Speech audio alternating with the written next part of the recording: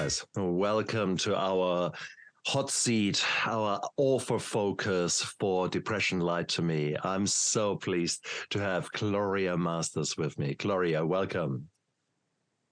Thank you. Thank you. It's exciting to be here. Lovely to see you, Stephan. Gloria, you're one of the wonderful co-authors, these beautiful storytellers of Depression Lied to Me. What made you come on board to this project?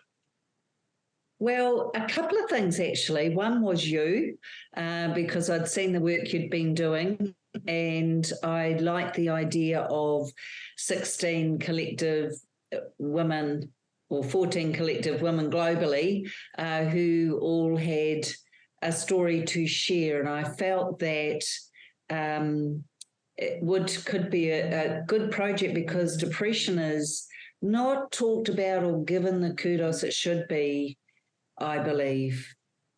So, yeah, that's why I'm happy to have contributed and be part of it. Mm-hmm. And you were already working on your own story in bringing it out, and you've actually written 2 wonderful books yourself. When you tackled the focus, or when you put the focus on depression, what were some of the breakthroughs that maybe you got during the writing of that particular story? So when I was writing the depression chapter, what I realized was that all throughout the horror of my 16 years was that there were pockets of hope and there were pockets of light. And so that was enough to keep lifting me out of depression. So rather than linear or a progression, it was more your roller coaster, because 2 things are true. Depression and recovery from depression is never linear.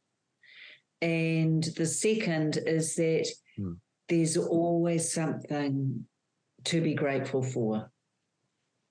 That's beautiful.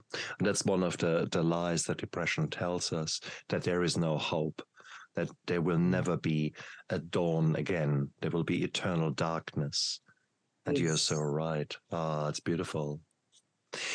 How would you describe, or how would you share with a child what depression is?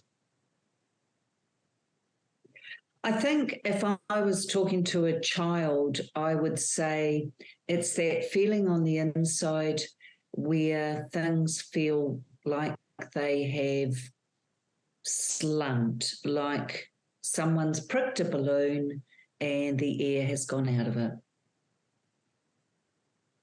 That's what how I would describe it. Nice.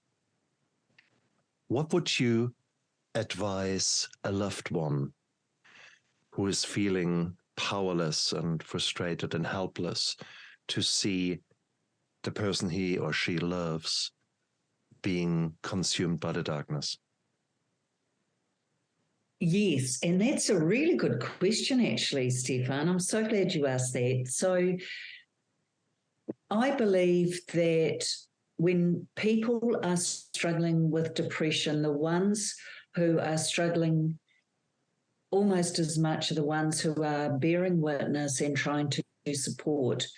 So one thing I would say to the fabulous support crew out there is that we don't stop it. We don't try and stop it. We don't offer one thing. What we do is we see it a little bit like this. Here's a graph. Now, here is the person going through depression, and they're going up and they're going up and they're going up. If you come in as a support person and try and block it, you would think that it would then dissipate somewhat. Wrong. We must allow people to feel how they need to, because eventually it's going to do this and go back down of its own accord. The more you interfere with the process, the longer the journey of recovery and healing is for that person.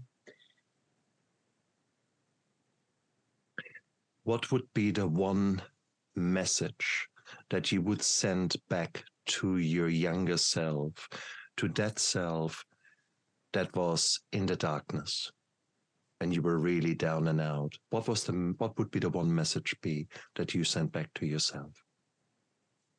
There's always the light in the sky to see.